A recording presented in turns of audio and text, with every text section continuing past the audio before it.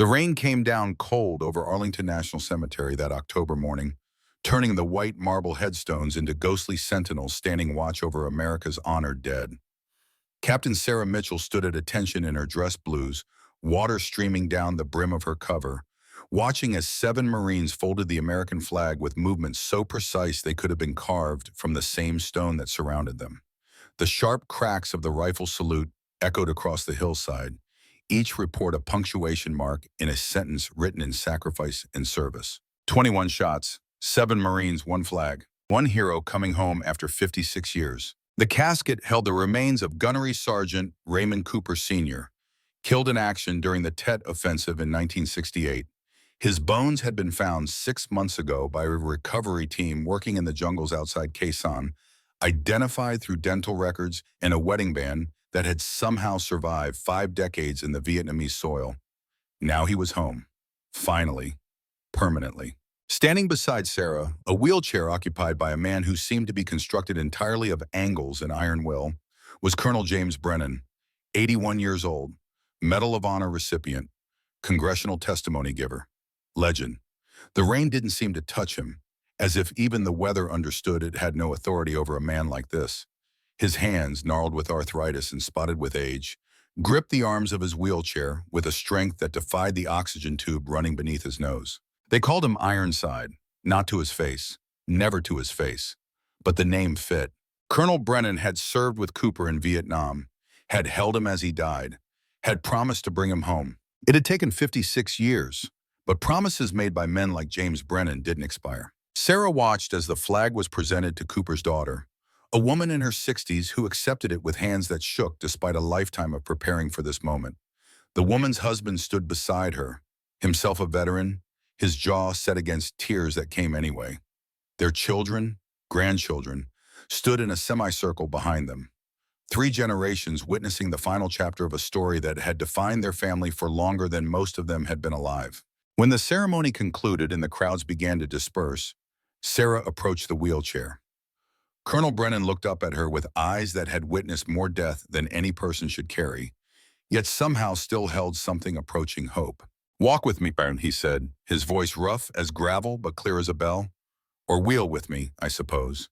Age is a bastard, Captain Mitchell." Sarah released the brake on his wheelchair and began pushing him along the path that wound through the endless rows of markers. They moved in silence for several minutes, passing the graves of soldiers from wars spanning centuries. Revolutionary War, Civil War, 2 world wars, Korea, Vietnam, Desert Storm, Iraq, Afghanistan, Syria. The bill always came due. The debt was always paid in blood and tears. "I taught Ray everything he knew about being a sniper," Brennan finally said. "Kid from Detroit, grew up hunting rats in alleys with a BB gun, natural shooter, steady hands, steadier heart, the kind of Marine you build entire units around." Sarah listened, understanding that this was not conversation but ceremony. Brennan needed to speak these words here, now in this place. February 1968, we were dug in at Khe Sanh when they hit us. NVA regulars, not Viet Cong farmers.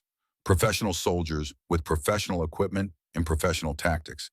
They had snipers too, good ones. Soviet trained, they would wait for days to take a single shot. Disciplined, patient, deadly. The wheelchair stopped near a large oak tree that provided some shelter from the rain. Brennan stared out across the cemetery, but Sarah knew he was seeing a different landscape. Rice paddies, jungle, red clay soil stained darker still. Ray and I were in a hide together, 200 meters from the perimeter. Our job was to protect the firebase from exactly the kind of attack that was coming. We'd been there for 6 days. 6 days in a hole barely big enough for 2 men. 6 days of pissing in bottles and shitting in bags and watching the jungle for movement that never came. Until it did. Brennan's hands tightened on the wheelchair arms. They came at dawn, mortars first, then infantry, then their snipers opened up. 3 of them, perfectly positioned in overlapping fields of fire. They started picking off our guys like they were targets on a range. Clean shots. Professional work. Ray spotted them first. Always had better eyes than me. He called out positions and I started engaging. Got the first one, wounded the second. But the third, the old man's voice cracked. Sarah waited. The third one saw our muzzle flash, put a round through Ray's neck before I could even acquire the target. He died in 30 seconds, bled out in my arms while I held pressure on a wound I knew was fatal. His last words were, "Tell my daughter I love her. Tell her daddy's proud. Tell her I'll see her again." Brennan turned to look up at Sarah. It took me 56 years to fulfill that promise, but I did it. Because that's what we do. We don't leave people behind. Not their bodies, not their memories, not their sacrifices. Sarah understood why Brennan had asked her to be here today. Why he'd made the request through official channels, pulling strings that a retired colonel shouldn't still be able to pull, but somehow could. This wasn't about closure. Men like Brennan didn't believe in closure. This was about continuation, about passing something forward. "I trained you, Captain Mitchell," Brennan said. 3 years at Quantico. I taught you everything Ray taught me, everything Vietnam taught both of us, everything 50 years of war taught all of us who survived it. You are the best sniper instructor in the Marine Corps today because you learned from the best sniper instructor of my generation, who learned from the best of his generation. And the legacy continues," Sarah said quietly. "Exactly. Which is why I need you to understand something. I'm dying, Captain. Pancreatic cancer, stage 4. The doctors give me 6 months. I give me less. I'm not afraid of death. I've been acquainted with it for longer than most people have been alive. But I am afraid of dying without purpose, of fading away in some hospital bed, attached to machines, surrounded by people who pity me." He reached into his jacket and pulled out an envelope. Official military stationery, sealed with wax, old school. "Your orders came through this morning. Reassignment, effective immediately." Sarah took the envelope, felt its weight. Heavier than paper should be, heavy with consequence. "Where?" she asked. "Phoebe Sentinel. New Mexico desert, 40 miles from the Mexican border. Small facility, training and observation post.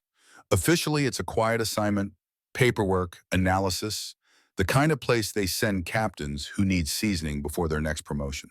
"And unofficially?" Brennan's smile was all teeth and no humor.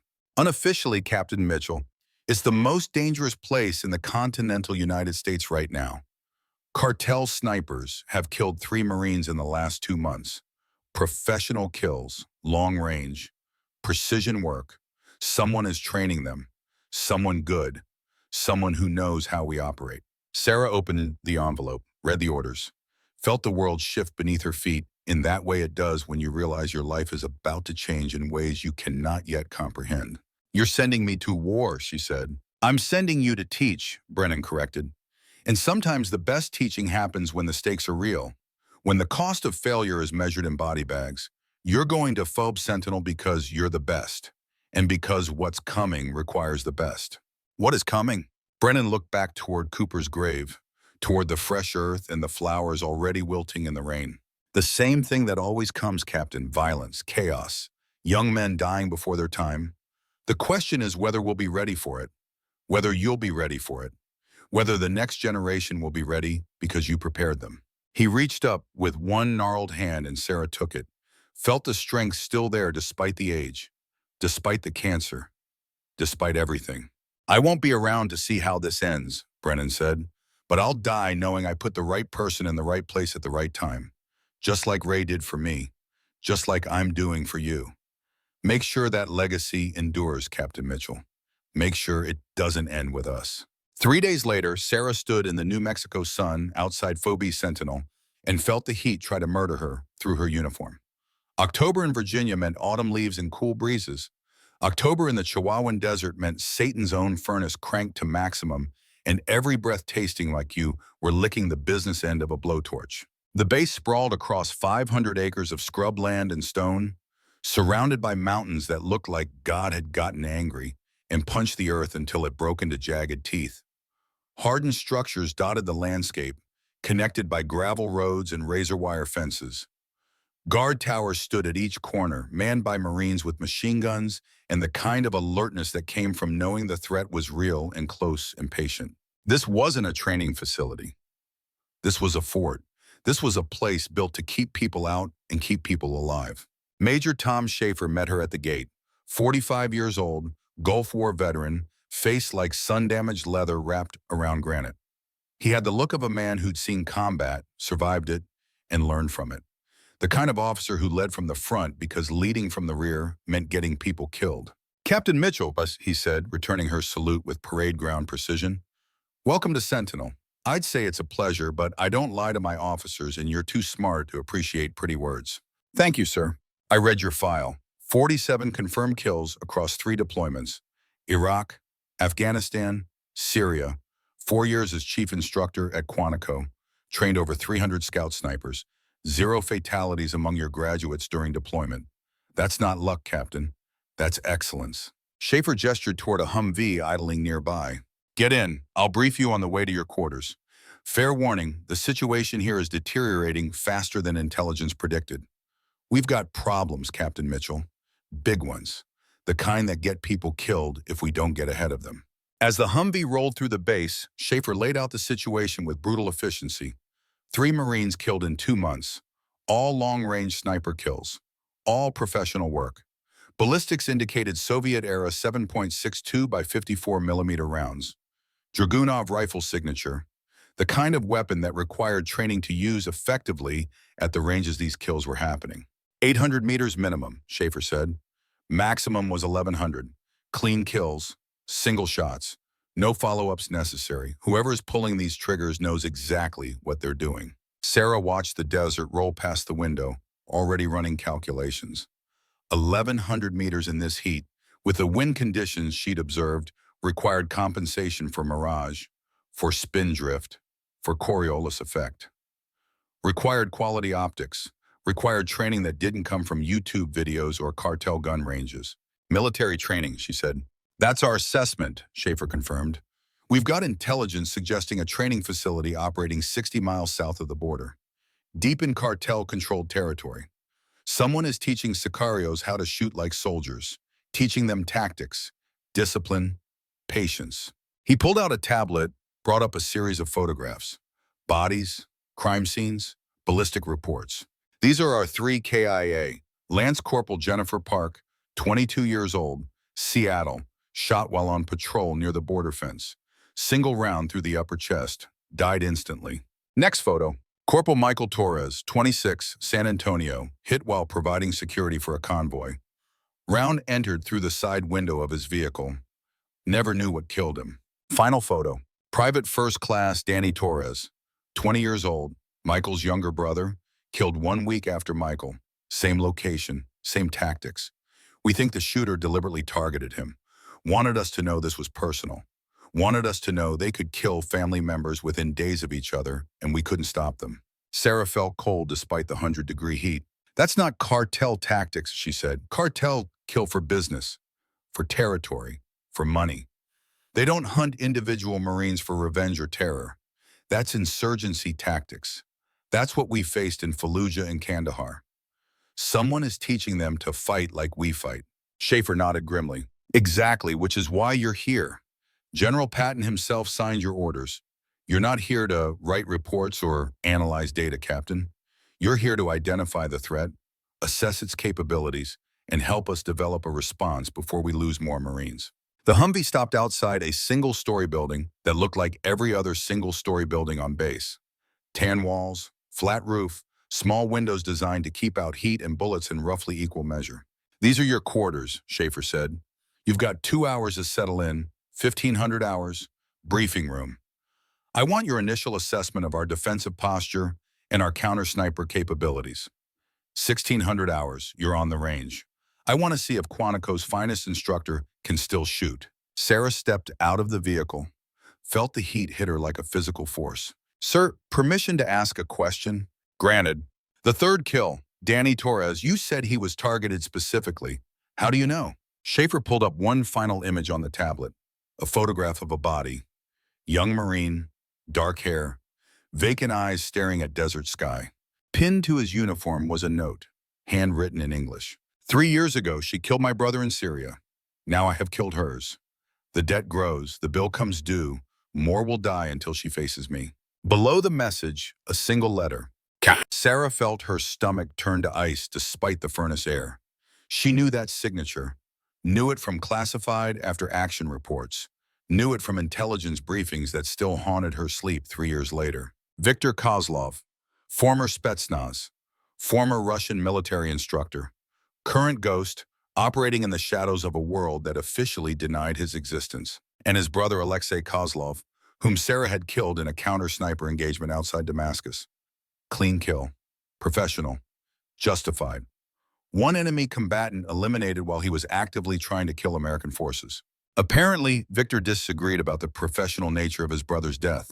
Apparently, Victor believed in blood debts. Apparently, Victor was here in the desert teaching cartel killers how to murder Marines. And apparently, he wanted Sarah to know it. "He's here for you," Schaefer said quietly. "The other kills were just preparation. Just him proving he could operate in our territory. Just him getting his students ready for whatever he's planning. But you, Captain Mitchell, you're the real target. You're what he came here for." Sarah looked at the photograph again, at Danny Torres, 20 years old. Killed because his last name matched the wrong database entry. Killed because a Russian sniper with a grudge needed to send a message. "How long have you known?" she asked. "Intelligence flagged it 2 weeks ago. General Patton authorized your transfer immediately. Colonel Brennan was read in. He insisted you were the right choice. Said you could handle it." "Did he know he was sending me into a trap?" Schaefer met her eyes. "He knew he was sending you into a fight, one you're uniquely qualified to win. The question is whether you're willing to take it." Sarah looked out at the desert, at the mountains beyond, at the endless expanse of sand and stone and heat, where somewhere a Russian sniper was training killers and waiting for her. She thought of Brennan in his wheelchair, dying of cancer, refusing to fade quietly. She thought of Raymond Cooper, finally home after 56 years. She thought of warriors stretching back through generations, each one teaching the next, each one carrying forward what they'd learned, written in scars and sacrifice. "When do we start?" she said. The briefing room at 1500 hours was packed with personnel who looked like they'd been carved from the same rock that surrounded the base. Hard faces, harder eyes. The kind of people who understood that war was a profession and death was an occupational hazard. First Lieutenant Jake Morrison sat in the front row. 24 years old, Princeton ROTC, new to the unit, new to the desert, new to the reality of combat that happened in silence and distance, where you died before you heard the shot that killed you. He had the eager look of someone who still believed training would be enough, that technology would be enough, that youth and confidence would be enough. Sarah recognized that look, had worn it herself once, before Iraq taught her different. Master Sergeant Ray Cooper occupied the back corner, arms folded, expression neutral. 38 years old, son of the man buried 3 days ago at Arlington. Legacy Marine. He'd served with Brennan in Iraq, had trained under him at Quantico, carried forward the lessons written in his father's sacrifice. When he looked at Sarah, she saw recognition, understanding, the acknowledgement that they were both part of something larger than themselves. Staff Sergeant Marcus Duvall sat beside Cooper, 29 years old, Los Angeles. Gang tattoos barely visible under his sleeves, covered but not erased because some things stayed with you, no matter how far you ran. He'd lost his older brother to a Taliban sniper in Helmand province, understood personal stakes, understood that war wasn't abstract when someone you loved came home in a flag-draped casket. Schaefer stood at the front of the room beside a tactical map of the border region, marked with red pins indicating kill sites and suspected enemy positions. "Attention," someone had called, and the room came to its feet as Sarah entered. "Seats," she said, moving to stand beside Schaefer. "We don't have time for ceremony. We have time for solutions." She studied the map, running calculations in her head. Distances, angles, fields of fire. Every red pin represented a dead Marine. Every red pin represented a failure of security, of intelligence, of preparation. 3 kills in 2 months, she began. All long-range precision shots. All professional execution. All targeting Marines in what should have been secure areas. This tells us several things. First, the enemy has detailed intelligence on our patrol routes, our security rotations, our blind spots. Second, the enemy has equipment and training sufficient to engage at ranges exceeding 800 meters in challenging environmental conditions. Third, the enemy is patient enough to wait for optimal opportunities rather than taking hasty shots. She turned to face the room. These are not cartel tactics. Cartels kill loud. They kill messy. They kill to send messages about territory and power. This is different. This is surgical. This is what we call counter-sniper operations. And the person teaching these tactics is someone who learned them the same way I did, through blood, through failure, through years of hard experience. Schaefer pulled up an image on the screen. Grainy surveillance photo, man in his 50s, Slavic features, cold eyes. Viktor Kozlov, Sarah said, former Spetsnaz, former Russian military sniper instructor, trained their Tier 1 operators for 15 years before disappearing in 2015. Intelligence lost track of him until 6 months ago, when his signatures started appearing in cartel operational patterns along the southern border. Lieutenant Morrison raised his hand. Captain, why would a Russian special forces operator work for Mexican cartels? Sarah looked at the young officer, saw herself 5 years ago. Money is the obvious answer, Lieutenant. But in Kozlov's case, it's personal. 3 years ago in Syria, I killed his brother Alexei during a counter-sniper engagement. Clean kill, professional, legal under rules of engagement. Alexei was actively targeting American forces. I eliminated the threat. She paused. Victor doesn't see it that way. He sees it as murder. He sees it as debt. And he's here to collect. The 3 Marines killed so far, they're just practice. Just him proving he can operate in our territory. Just him getting ready for what he really came here to do. Which is, Morrison asked. Kill me, Sarah said flatly, and probably kill as many of you as possible in the process. He's training an entire network of cartel snipers, building a capability that will persist long after he's gone, creating a legacy written in American blood. The room went very quiet. Cooper spoke from the back. So what's the play, Captain? We wait for him to come to us? We go hunting? What? Sarah studied the map again, looking for patterns, for opportunities, for the mistakes that every sniper eventually made because perfection was impossible and time was always the enemy of concealment. We do what snipers have always done, Master Sergeant. We watch, we wait, we learn, and when the moment comes, we take the shot that ends it. Schaefer cleared his throat. Captain Mitchell, there's something you need to know. I received orders this morning, encrypted, eyes only, from General Patton himself. He handed her a tablet. Sarah read quickly, felt the world shift again. Colonel Brennan requested reactivation, she said, not quite believing the words even as she spoke them. Approved this morning, Schaefer confirmed. He's being flown here, arrives tomorrow at 0600, terminal leave canceled, full active duty status restored. He's dying, Sarah said. Pancreatic cancer, stage 4. He shouldn't even be out of bed. He submitted a formal request citing operational necessity, argued that facing Kozlov requires experience with Soviet-era sniper tactics, argued that he's the only instructor still alive who faced Spetsnaz snipers in actual combat, argued that his expertise is essential to mission success. Schaefer paused. Argued that he'd rather die in the desert fighting than in a hospital bed waiting. Sarah closed her eyes, saw Brennan in his wheelchair at Arlington making promises to dead men, saw him teaching her at Quantico, pushing her harder than anyone else because he knew the standards that would keep her alive. Saw him now, 81 years old and dying, choosing to spend his last days in combat because that's who he was. That's who they all were. Warriors who couldn't stop fighting even when their bodies gave out because the mission was always bigger than the man. He's coming here to die, she said quietly. He's coming here to teach, Cooper corrected. Same thing he's always done. Same thing my father did. Same thing you'll do someday if you live long enough. We just have to make sure the knowledge survives us. At 1600 hours, Sarah stood on the 1,000-meter range with her rifle, feeling the weight of it settle into her hands like greeting an old friend. Custom Remington 703-08 Winchester, Macmillan stock, Schmidt and Bender optic. Every component selected, tested, refined through years of use, and thousands of rounds fired in conditions ranging from Arctic cold to desert heat.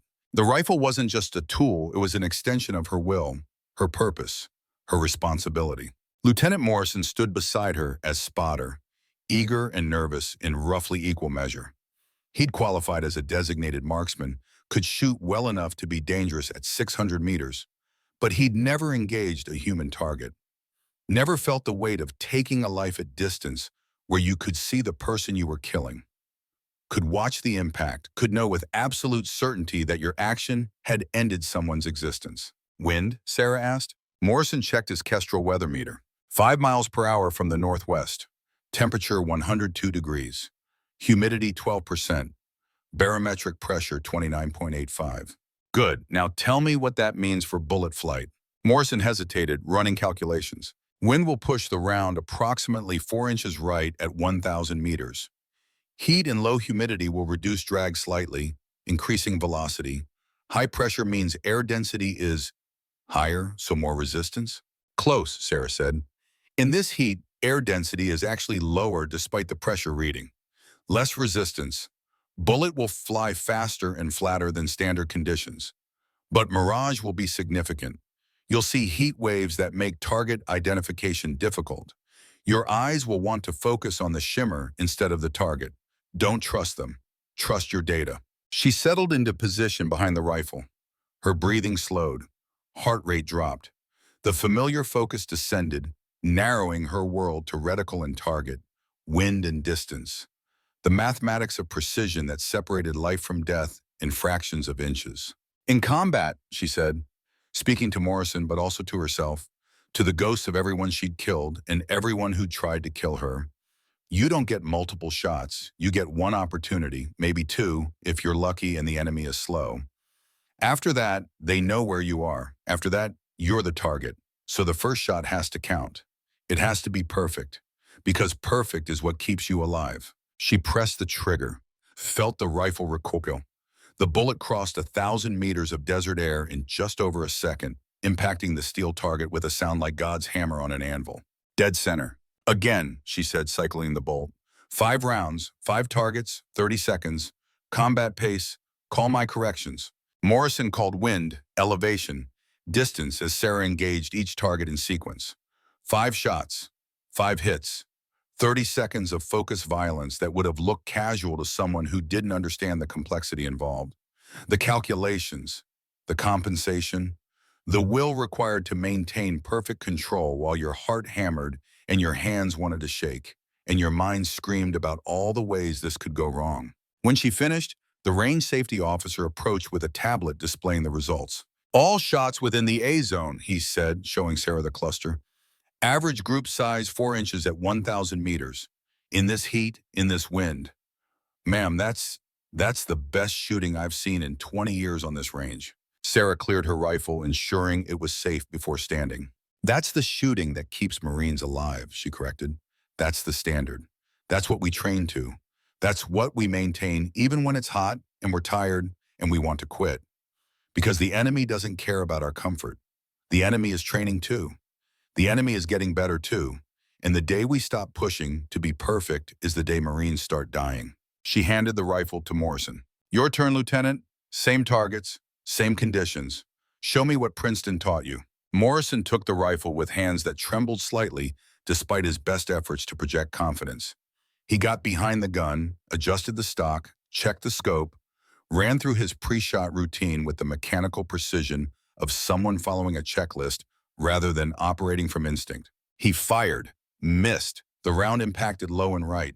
Wind, Sarah said. You didn't account for it properly. Try again. Second shot. Hit, but barely. Low edge of the target. Elevation. You're not reading the mirage correctly. It's making the target appear higher than it actually is. Compensate. Third shot. Good hit. Center mass. Better. Now do it 4 more times without me telling you what to fix. Morrison worked through the remaining rounds, improving with each shot as muscle memory and training began to override nervousness. By the 5th shot, he'd found his rhythm, landed a solid hit that would have been lethal in combat.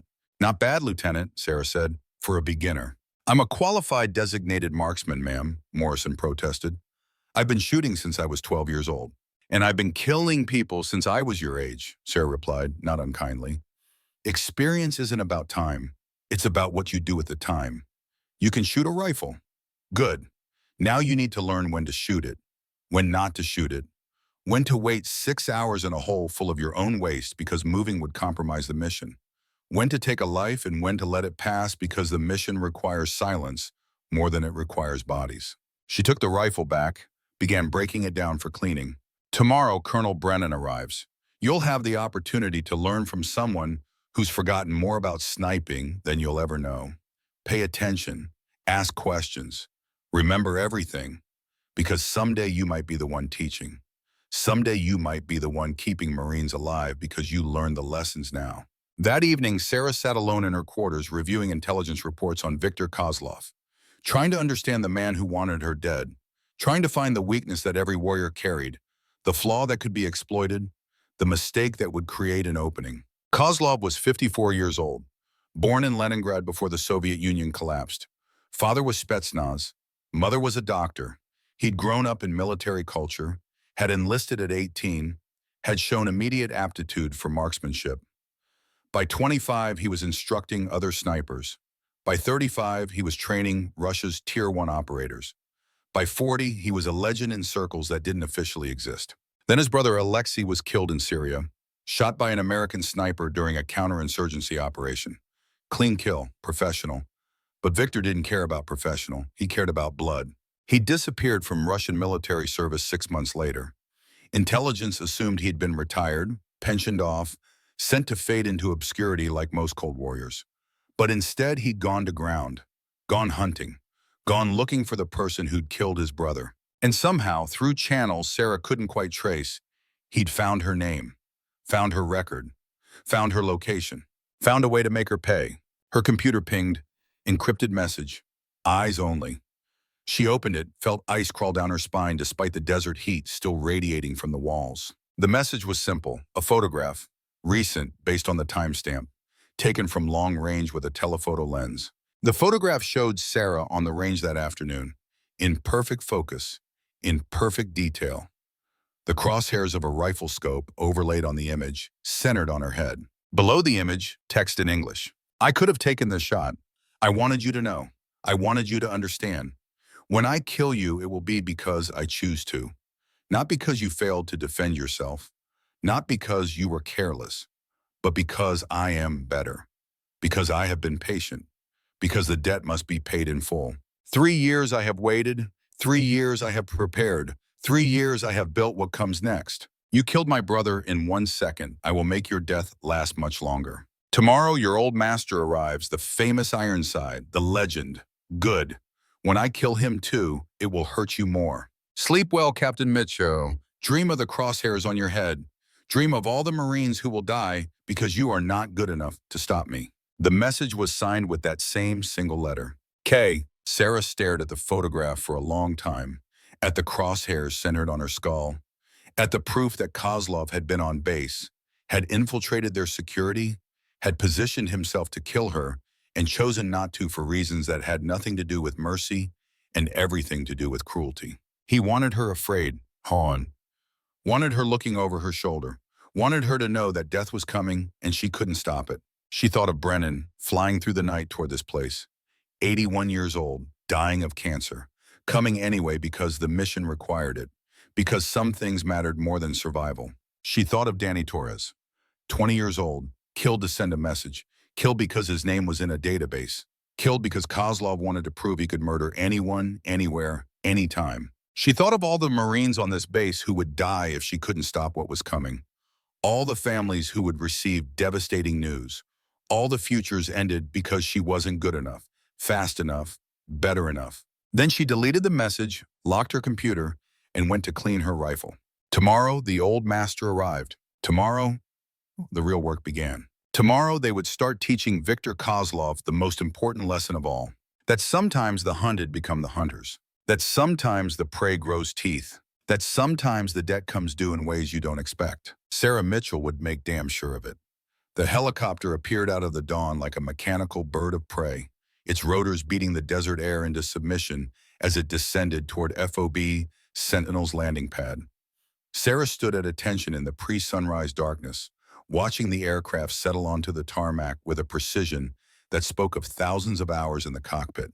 The side door opened before the rotors stopped spinning, and 2 medics emerged carrying a stretcher. On that stretcher, strapped in like cargo, but sitting upright with the posture of a man who refused to lie down even when gravity and cancer demanded it, was Colonel James Brennan, 81 years old, Medal of Honor on his chest, oxygen tube in his nose, death in his bones, fire in his eyes. Sarah approached as the medics wheeled him toward the medical facility.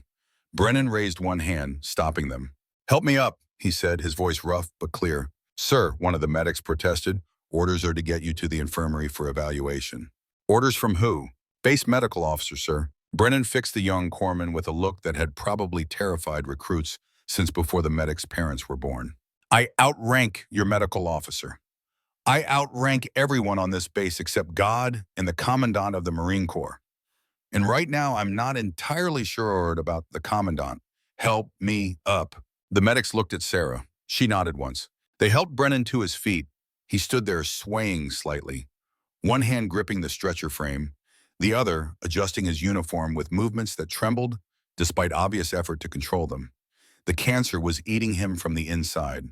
Sarah could see it in the hollows of his cheeks, in the way his uniform hung loose on a frame that had probably been solid muscle 40 years ago. But she could also see the warrior who'd survived Vietnam, who'd trained generations of Marines, who'd made promises to dying men and kept them across decades. That part of Brennan wasn't dying. That part would endure until his final breath and probably beyond, living on in everyone he'd taught. Captain Mitchell, Brennan said, returning her salute with parade ground precision despite the oxygen tube. Good to see you vertical. Report. Sir, situation has deteriorated since your departure. Kozlov made contact last night. Sent encrypted message with surveillance photo proving he had me in his sights on the range yesterday. He knows you're here. Made specific threats regarding your safety. Brennan smiled. All teeth, no humor. Of course he knows I'm here. Probably has sources in our intelligence network. Russians always did. Good. Saves us the trouble of announcing ourselves. Where's my team? Standing by for briefing at 0700, sir. Make it 0630. I don't have time for sunrise coffee clatches. I've got maybe 6 months to live, and I intend to spend exactly none of them waiting around. He started walking toward the command center, moving with a stubbornness that overrode the obvious pain each step caused. The medics followed with the stretcher, clearly expecting him to collapse. Sarah fell in beside him, shortening her stride to match his slower pace. Colonel, she said quietly, you should rest. Let the medical staff evaluate you. The mission can wait a few hours. Brennan stopped, turned to face her. When he spoke, his voice carried the weight of 50 years in uniform. Captain Mitchell, when Raymond Cooper died in my arms in Vietnam, I made him a promise. I promised his death would mean something, that I would carry forward what he taught me, that what he died protecting wouldn't die with him. I kept that promise for 56 years, trained hundreds of Marines, saved thousands of lives through the people I taught. He paused, catching his breath. Now I'm making you a promise. I will not die in a hospital bed attached to machines while Marines are being killed by a Russian I have the knowledge to stop. I will not fade away quietly when I can still teach, still fight, still matter. If I'm going to die, and we both know I am, then let me die doing what I was born to do. Let me die teaching. Let me die protecting. Let me choose how this ends. Sarah understood, had known she would understand the moment she read his reactivation orders. Brennan wasn't here to survive. He was here to complete the mission that had defined his entire life, to pass forward what he knew before that knowledge died with him. Yes, sir, she said, and the team is ready. Then let's not keep them waiting. The briefing room at 0630 held 5 people who represented the best FOB Sentinel had to offer. Lieutenant Jake Morrison sat rigid in the front row, still eager, but beginning to understand that eagerness got people killed. Master Sergeant Ray Cooper occupied his usual position in the back, arms folded, watching Brennan with eyes that recognized shared loss. His father had died with Brennan in Vietnam. Now Brennan was here, dying differently, but just as certainly. Staff Sergeant Marcus Duval sat beside Cooper, gang tattoos hidden but not forgotten, carrying the weight of a brother killed by Taliban snipers. He understood revenge, understood that sometimes war was personal, even when professionals pretended otherwise. Beside them sat Corporal Jessica Park, 24 years old, little sister to Lance Corporal Jennifer Park, who'd been Kozlov's first kill on American soil. Jessica had requested transfer to Sentinel immediately after her sister's death, had qualified as a sharpshooter, had made it clear she intended to be part of whatever response came next. Her presence here was against regulation, probably against common sense, definitely against Schaefer's initial objection. But Brennan had overridden all objections with 4 words. She earned the right. Major Schaefer stood at the front beside a tactical display showing terrain 60 miles south of the border. Mexican territory. Cartel controlled. Technically off limits to U.S. military operations without clearance that would never officially exist. Brennan entered the room and everyone came to attention. He waved them back to their seats, moved to stand beside Schaefer with obvious effort. "Sit down before you fall down, James," Schaefer said quietly. "I'll sit when I'm dead," Brennan replied, then reconsidered. "Actually, I'll probably sit then too, just less mobile about it." A ripple of nervous laughter ran through the room. Brennan let it settle before speaking. "Some of you know me by reputation. Some of you know me personally. For those who don't, I'm Colonel James Brennan, and I'm dying of pancreatic cancer. The doctors say I have 6 months. I say I have less because doctors are optimists and I'm a realist. I'm here because I trained Captain Mitchell. I'm here because I fought Soviet snipers in Vietnam before any of you were born. And I'm here because the man killing your Marines was trained the same way I was, just on the other side of the Iron Curtain." He tapped the display, highlighting a compound in the mountains. "This is where Viktor Kozlov is operating. Intelligence confirms it's a training facility. 20 to 30 cartel sicarios receiving professional military instruction in long-range marksmanship, fieldcraft, and counter-surveillance. Kozlov isn't just teaching them to shoot. He's teaching them to think like soldiers, to operate like special forces, to kill like professionals." Brennan pulled up a satellite image showing the compound layout. 3 buildings. Central structure is living quarters and classroom. East building is armory and supply. West building is administration. Shooting range extends north for 1,200 meters. Perfect setup for training the kind of kills we've been seeing. Lieutenant Morrison raised his hand. "Sir, why don't we just call in an airstrike? Level the place from altitude?" Brennan looked at the young officer with something approaching pity. "Because this isn't a video game, Lieutenant. We're on foreign soil without permission. An airstrike would be an act of war, international incident, diplomatic nightmare. Plus, Kozlov would see it coming. He's not stupid. He chose this location specifically because it's in a populated area. Any strike would kill civilians, turn him into a victim, make us the villains." "Then what's the plan?" Morrison asked. "We go in quiet," Sarah said, standing to join Brennan at the display. "Small team, precision strike, neutralize Kozlov and his key instructors, destroy their training capability, extract before Mexican authorities even know we were there." She traced a route on the map. "Insertion here, 3 kilometers from target. We move in on foot, set up observation position on this ridgeline, elevation advantage, clear line of sight to the compound. Wait for optimal moment. Engage when Kozlov exposes himself during training operations." Cooper spoke from the back. "And if he doesn't expose himself? If he stays inside? Then we make him come out," Brennan said. "Psychological operations. He wants Captain Mitchell, wants me, wants to prove he's better than the Americans who killed his brother. We give him what he wants, use ourselves as bait, draw him into an engagement where we control the variables." Schaefer cleared his throat. "Colonel, with respect, you can barely walk. How exactly do you plan to execute a covert insertion into hostile territory?" Brennan's smile was grim. "Major, I've been shot 3 times, stabbed twice, and blown up once. I've operated in jungles, deserts, mountains, and urban hellscapes across 4 continents.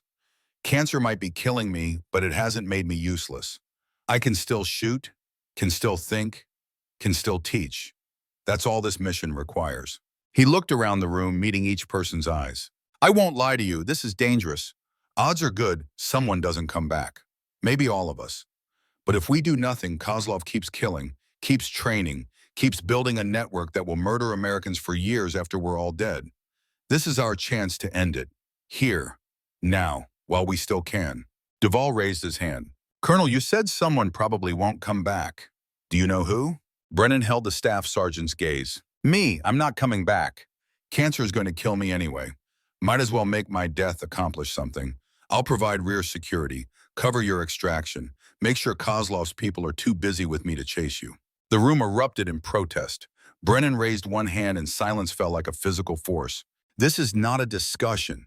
This is not a democracy. This is war, and I'm making a tactical decision. My life has weeks left. Yours have decades. The math is simple. I trade my time for yours. I trade my death for your survival. And in doing so, I complete the mission I started 56 years ago when Raymond Cooper died in my arms." He turned to Sarah. "You're in command, Captain. I'm support. When the time comes, you leave me behind. That's an order. You get these Marines home, you complete the mission. You carry forward what I taught you, understood?" Sarah felt her throat tighten, wanted to protest, wanted to find another way, wanted to refuse the order. But she was a Marine. Marines followed orders. Understood, sir. Brennan nodded once. Good. We inserted 2,200 hours tonight. Schaefer has arranged helicopter transport to drop us 3 clicks from target. We move in under darkness. Set up hide positions before sunrise. Wait for opportunity. Execute, extract. Anyone who wants out, speak now. No one moved. Outstanding. Get your gear ready. Check your weapons. Make your peace with whatever God you believe in. Dismissed. As the room cleared, Brennan remained standing at the display, studying the terrain with eyes that had memorized countless battlefields. Sarah approached. James, she said quietly, using his first name for the first time. There has to be another way. There isn't, he replied without turning. And even if there was, this is what I choose. I'm 81 years old, Sarah. I've lived a full life, fought in wars, trained warriors, made a difference. How many people can say that? How many people get to choose how their story ends? He turned to face her. I'm not being noble. I'm being selfish. I want to die on my feet with a rifle in my hands. I want my last act to be protecting people, teaching people, mattering. The alternative is lying in a hospital bed, slowly dissolving while machines breathe for me and nurses pretend I'm not already gone. That's not a death. That's a surrender. What do I tell your family? I don't have family, never married, no children. The Marine Corps was my family. People like you are my children. Tell them I died doing what I loved. Tell them it was quick and clean and exactly what I wanted. Tell them what I taught survives through you. He gripped her shoulder with surprising strength. And Sarah, when you're my age, when you're facing the end, I want you to remember this moment. Remember that how you die matters less than why you die. Remember that legacy isn't what you accomplish. It's what you teach others to accomplish. Remember that knowledge outlasts us if we're willing to pass it forward. Sarah nodded, not trusting her voice. Brennan smiled. Now go get ready. We've got a Russian to kill. The helicopter insertion at 2,200 hours was textbook perfect. Darkness, minimal moon. The bird came in low and fast, touched down just long enough for 5 Marines to jump out, then lifted off again, leaving nothing but rotor wash and silence. Sarah led the team through the desert night using nods that turned darkness into green twilight. Brennan moved behind her, slower than the others but keeping pace through pure stubborn will. Cooper and Duvall flanked them. Morrison brought up the rear with the radio and medical kit. Corporal Park moved like a ghost 30 meters ahead, scouting the route, ensuring they didn't walk into an ambush or stumble across cartel patrols. Her sister's death had forged her into something harder than she'd been. Something focused. Something dangerous. They covered 3 kilometers in 90 minutes, moving slow and careful because speed meant noise and noise meant death. When they reached the ridge line overlooking Kozlov's compound, Sarah signaled halt and the team went to ground, each Marine finding concealment and settling into positions they might occupy for hours. Sarah surveyed the target through her optics. 3 buildings exactly as intelligence had shown. Lights on in the central structure. Movement visible through windows. She counted 12 people outside, others probably inside. A shooting range stretched north, targets visible at measured intervals. Professional setup, military grade. Brennan positioned beside her, breathing hard from the climb but eyes sharp as he glassed the compound. There, he whispered, pointing.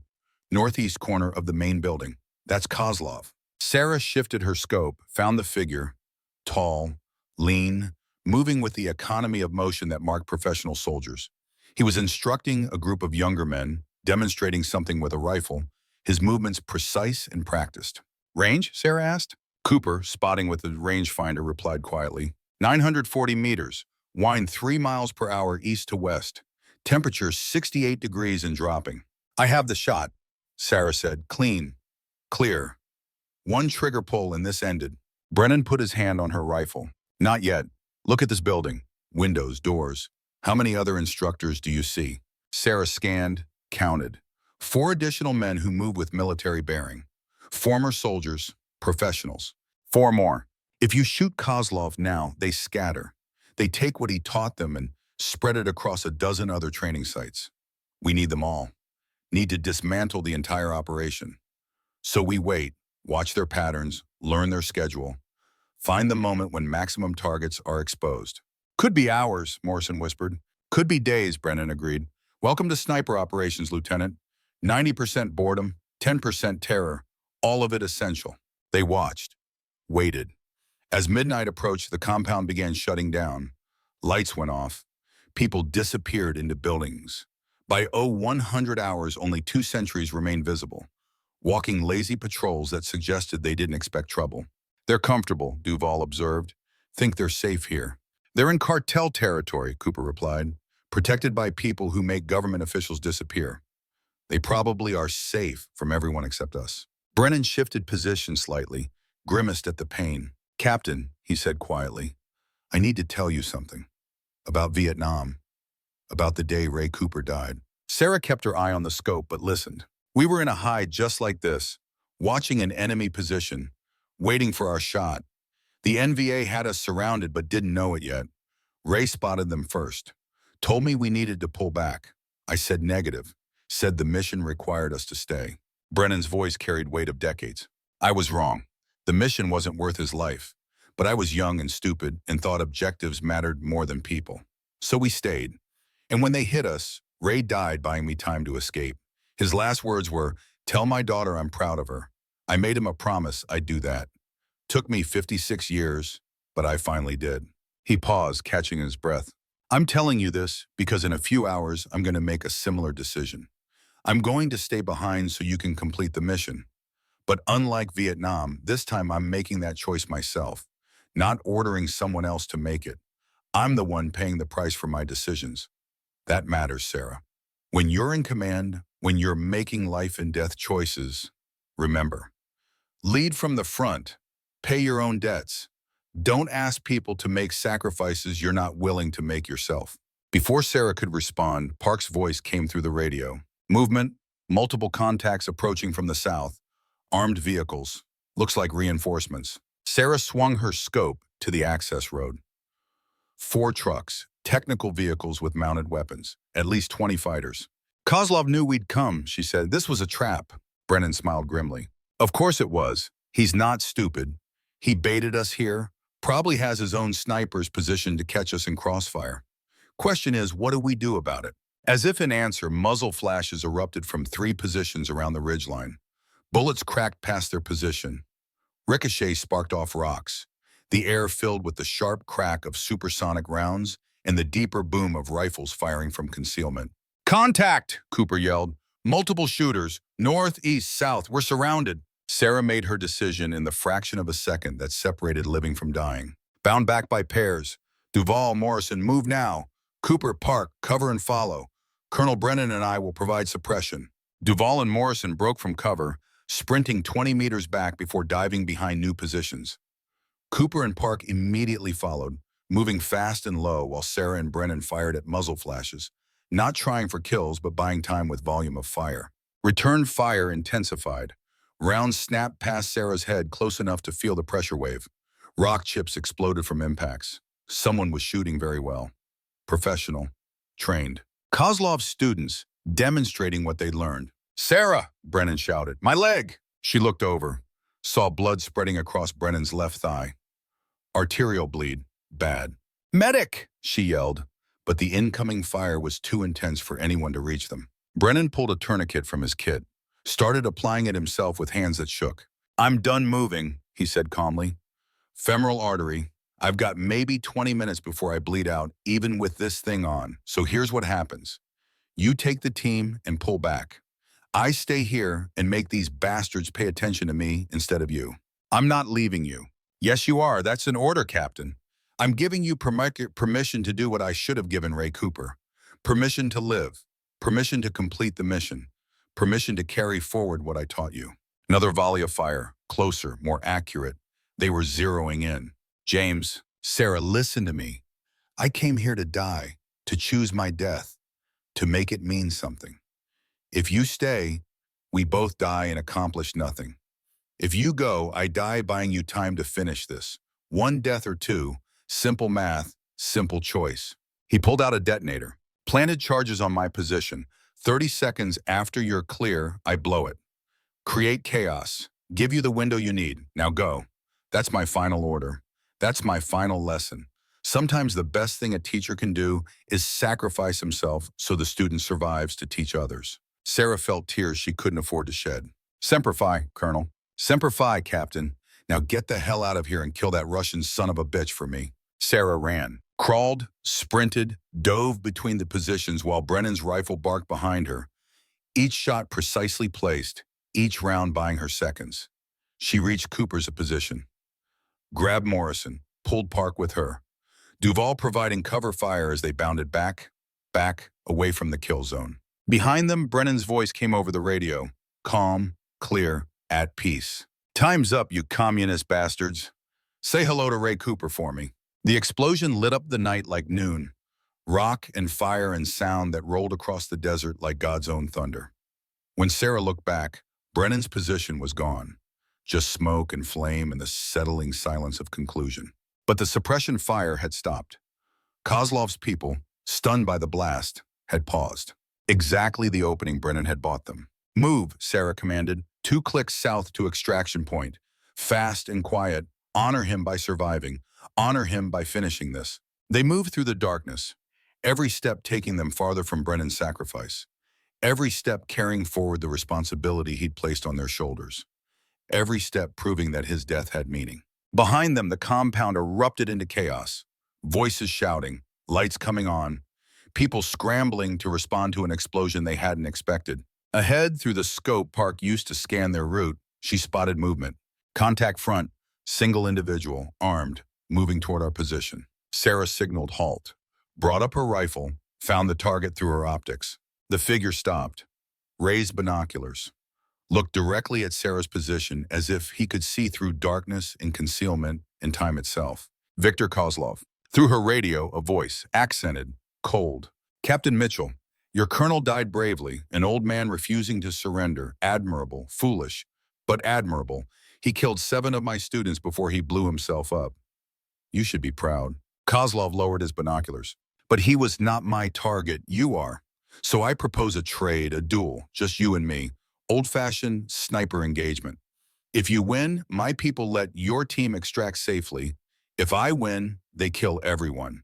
Your choice. Run and they die hunting you. Or face me and give them a chance. Sarah looked at her team. At Cooper, carrying his father's legacy. At Duval, seeking redemption for his brother.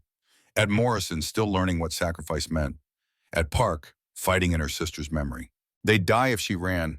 Kozlov's people would hunt them down in darkness, pick them off one by one. But if she stayed, if she faced him, if she won, they lived. Simple choice, simple math, just like Brennan had said. I accept, she transmitted. Set your terms. 1,000 meters, no backup, no support. First shot wins. We start from markers all position. Move to our chosen hides, and then we hunt each other like it should be. Professional, clean, honest. Agreed, one condition. I want your word. No matter who wins, my team walks away. A pause, then. You have it. I am many things, Captain Mitchell, but I am not a liar. This is between us, between the woman who killed my brother and the man whose brother deserved better. Win or lose, your Marines go home. You have my word as a soldier. Sarah turned to Cooper. Master Sergeant, you're in command. Get them to extraction. Do not engage. Do not come back for me. Complete the mission. Report to Schaefer. Tell him Brennan died buying us time. Tell him I stayed to finish it. Understood? Cooper's jaw was set hard enough to break teeth. Captain, we don't leave people behind. You do when they order you to. You do when it's the only way everyone else survives. You do when it's what the mission requires. Now move out, Marine. That's not a request. She handed him her radio, her medical kit, everything except her rifle and the ammunition she'd need. One more thing. If I don't make extraction in 2 hours, assume I'm KIA. Do not come looking. Do not risk more lives. Just go home and make sure people remember why we were here. Park stepped forward. Ma'am, my sister died because we weren't good enough to stop him. Don't let her death mean nothing. Sarah met the young corporal's eyes. I won't, I promise. She watched her team disappear into darkness, moving fast and quiet toward safety. Watched until they were gone, and she was alone with nothing but her rifle and the certainty that the next hour would determine whether she'd been good enough, smart enough, fast enough to deserve all the people who'd sacrificed for her. Then she turned toward where Kozlov waited. Time to end this. 1,000 meters stretched between them across desert floor painted silver by starlight. Kozlov had positioned markers as promised. 2 stones, one at each end of an invisible line, the dual ground, the killing floor. Sarah approached her marker, found Kozlov standing at his, waiting. They were close enough to see each other clearly, close enough to speak without radios. "Your colonel taught you well," Kozlov called across the distance. "I watched how you moved, how you thought, how you led. He would be proud." "He died buying me time to kill you," Sarah replied. "I intend to honor that sacrifice. As do I with my brother's death." Alexei was younger, 29 years old. Brilliant shooter, kind man. He did not deserve to die in a Syrian desert fighting someone else's war. He was shooting at Americans. He made his choice. "As I make mine now, as you make yours, we are all products of our choices, Captain Mitchell. We all pay for what we choose." Kozlov raised his rifle, not to aim, to display. Dragunov SVD, 7.62 by 54 millimeter. Same rifle my father carried. Same rifle my brother carried. Same rifle that has killed 37 men across 4 continents. Tonight it kills 38, or it fails for the first time. Sarah raised her own weapon. Remington 700, 308 Winchester. Same rifle I've carried for 10 years. Same rifle that has saved more American lives than I can count. Tonight it ends you, or I wasn't worthy of the people who taught me. Then let us begin. May the better shooter survive. They turned and walked toward their respective ends of the dueling ground. 1,000 meters to find hide positions, to prepare to hunt each other through darkness with nothing but skill and will and the accumulated knowledge of decades in service to violence. Sarah moved into the terrain, reading it with eyes trained by Brennan, by combat, by all the near-death experiences that taught faster than any classroom. She found a position with good cover, elevation advantage, clear sight lines to where Kozlov would have to move. Then she waited. Her breathing slowed. Heart rate dropped. Focus descended like a familiar blanket, narrowing the world to mathematics and wind and the patient certainty that came from knowing your craft. Minutes stretched. 5, 10, 20. Then movement. Subtle, just a shift in shadows 300 meters away. Too obvious. Kozlov was better than that. Decoy. Bait. Trying to draw her shot, reveal her position. She didn't take it. More minutes. 30, 40. Her radio crackled. Kozlov's voice. "You are patient. Good. Impatient snipers die young, but patience alone does not win. You must also attack, must create opportunities, must make your enemy react. So I give you choice. Take the shot you know is bait, or wonder if next movement is real. Wonder until wondering costs you." Another flicker, different location, also too obvious. Sarah smiled in the darkness. He was playing games, testing her, seeing if she'd break discipline, take hasty shots, compromise her position for targets she knew were fake. She wouldn't. "I was taught by a man who waited 26 hours in Vietnam for one shot," she transmitted back. "I can wait all night, can you?" Silence, then. "Your colonel told you that story, about the patience, about the waiting, but did he tell you the rest? Did he tell you that, while he waited, NVA soldiers executed 3 village elders 20 meters from his hide? That he could have saved them, but mission required silence?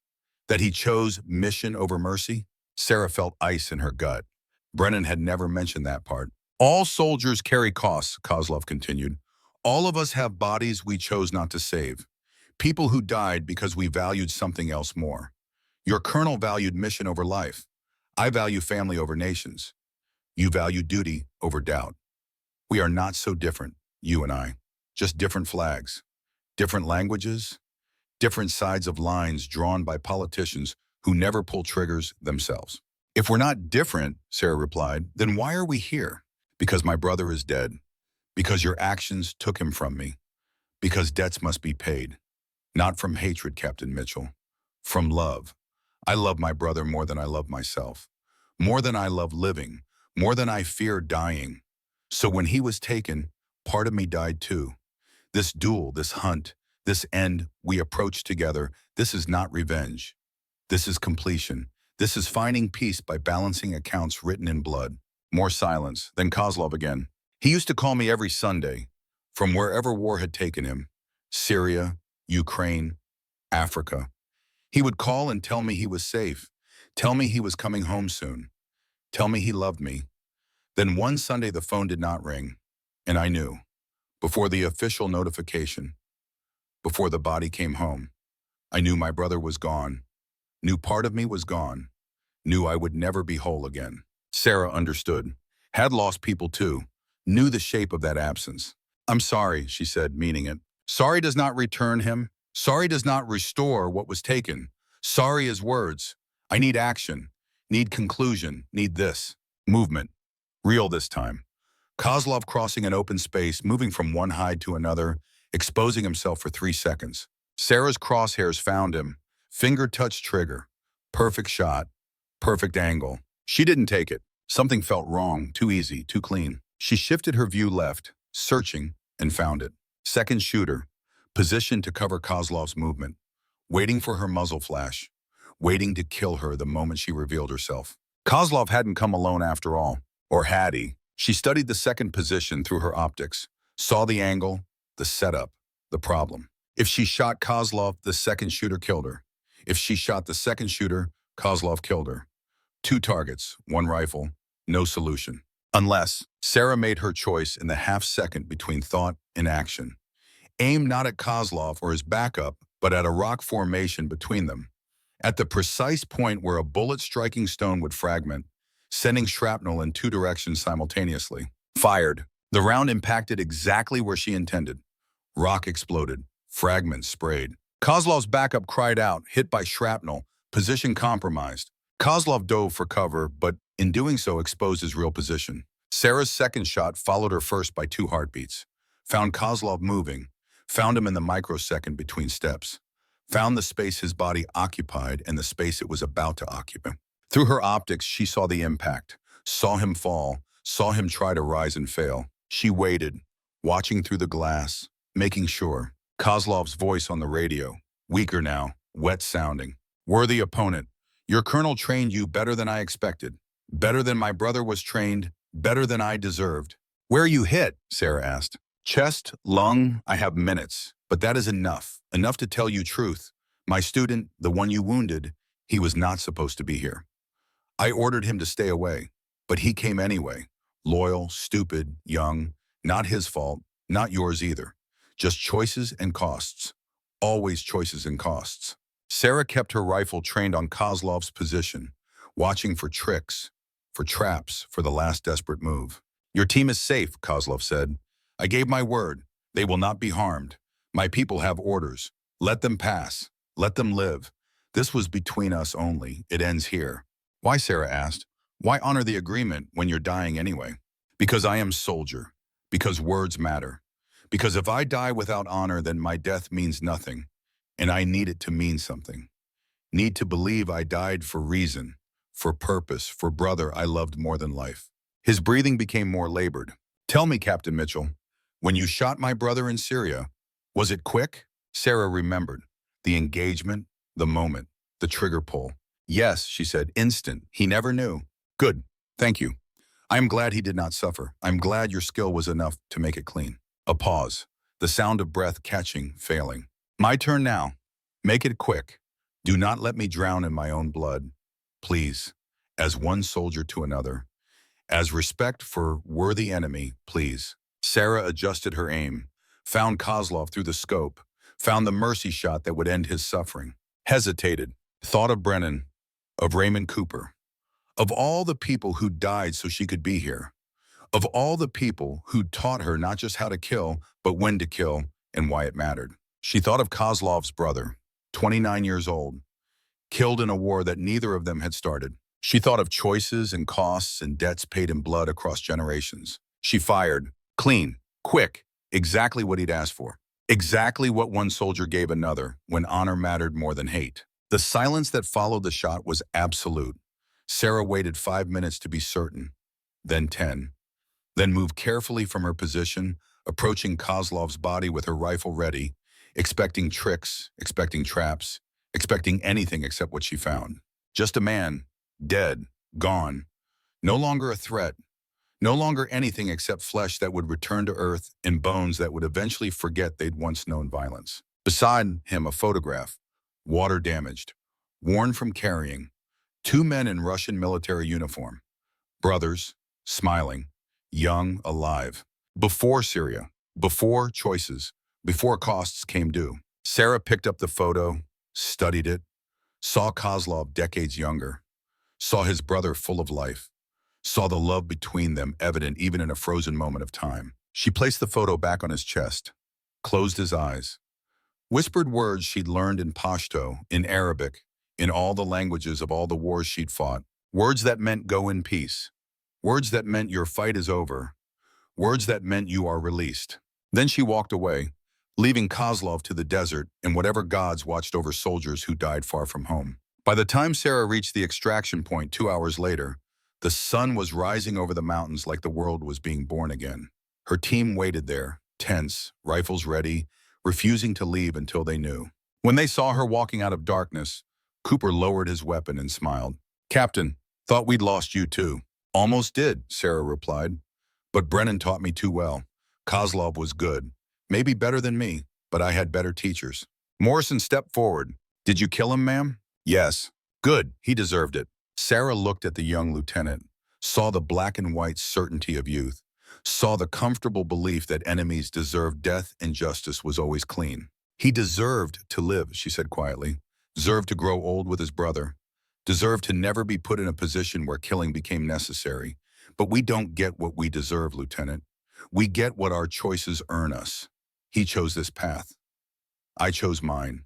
Now he's dead and I'm alive, and neither of us won anything except survival." The extraction helicopter arrived 30 minutes later, lifting them out of Mexican territory and back toward American soil, back toward bases and debriefings and after-action reports, back toward the rest of their lives that would always carry the weight of this night. As they flew, Sarah looked down at the desert stretching endlessly below. Somewhere down there, Brennan's body lay buried in rock and sand. Somewhere down there, Kozlov's body grew cold under the desert sun. 2 warriors, 2 teachers, 2 men who'd chosen how their stories ended. She thought of Brennan's final lesson, about sacrifice, about choosing when and how to die, about making death mean something because meaning was all that endured. She thought about the photograph in Kozlov's pocket, about brothers and love and debts that could never be repaid no matter how much blood got spilled. She thought about responsibility, about being the one who survived to carry forward what the dead had taught. Most of all, she thought about what came next, about returning to Sentinel, about training the next generation, about teaching not just how to kill, but when not to kill and why the distinction mattered, about becoming what Brennan had been, what Cooper Sr. had been, what every instructor who'd ever sacrificed themselves for their students had been. A link in an unbroken line, a keeper of knowledge bought in blood, a teacher whose greatest lesson would be helping others survive what she'd barely survived herself. The helicopter banked toward home and Sarah Mitchell closed her eyes, feeling the sun warm her face, feeling the weight of 2 deaths settle into her bones, feeling the future opening before her like a book whose pages she would write through everyone she taught. She would make damn sure of it. 6 months after the desert, Sarah Mitchell stood in rain that felt like memory made liquid, watching Marines fold another American flag into the triangle that meant sacrifice. That meant service. That meant someone's father or brother or son wasn't coming home except as ceremony and grief wrapped in red, white, and blue. This time the funeral was at Quantico, not Arlington. This time the casket held the remains of Colonel James Brennan, 81 years old, Medal of Honor recipient, teacher of warriors, who'd chosen to die on his feet in the Mexican desert rather than fade away in a hospital bed. The Marines who fired the rifle salute were men and women Brennan had trained decades ago, gray-haired now, retired. But they'd come from across the country to honor the man who taught them not just how to fight, but how to live with what fighting cost. The report of their rifles echoed across the parade ground like punctuation in a sentence that had taken 50 years to write. General William Patton stood beside Sarah in dress blues that carried enough ribbons and medals to tell stories spanning 4 decades of war. 61 years old, 3 stars. The kind of leader who'd come up through the ranks instead of through politics, who understood that the best officers were the ones who remembered what it meant to be a private. When the ceremony concluded and the crowd began dispersing into the gray Virginia morning, Patton turned to Sarah. "Walk with me, Captain." They moved through Quantico's grounds, past buildings where generations of Marines had learned their trade, past ranges where thousands of hours of ammunition had been converted into skills that saved American lives.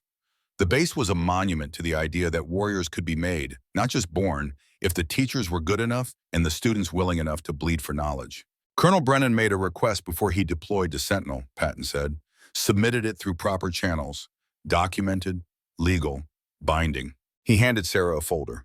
Official paperwork, orders. He requested that if he died in service, which we all knew he would, that his death not be in vain, that it create something lasting. Something that would continue training warriors long after he was gone. Sarah opened the folder. Read quickly, felt understanding settle over her like weight and purpose combined. Cooper Hall, she said, reading the dedication. Scout Sniper Advanced Training Facility, to be constructed at Quantico under authority of the Commandant. Named after Gunnery Sergeant Raymond Cooper, Patton explained. Brennan wanted the facility named for his mentor, not himself. Said legacy wasn't about getting your name on buildings. It was about ensuring the people who taught you were never forgotten. He gestured toward a construction site visible through the trees, crews working, heavy equipment moving earth, the skeleton of a building rising from Virginia clay. 12 classrooms, 8 advanced ranges including urban environment simulation, dedicated medical facility for teaching combat trauma response, housing for 60 students, and 1 position for commandant of the program. Permanent posting, captain's billet initially with promotion track to major for the right candidate. Patton stopped walking, turned to face Sarah directly. Brennan recommended you, said you were the best sniper instructor he'd trained, said you understood not just the technical skills but the moral weight, said you'd earned the right through combat and sacrifice, and by surviving when you probably should have died. Sir, I'm not ready for command at that level. Neither was Brennan when they gave him his first instructor position. Neither was Cooper when they sent him to Vietnam. Neither is anyone until they do the job and discover they can. The question isn't whether you're ready, Captain Mitchell. The question is whether you're willing. Sarah looked at the construction site. Imagine the building complete. Imagine classrooms filled with Marines learning skills that would keep them alive.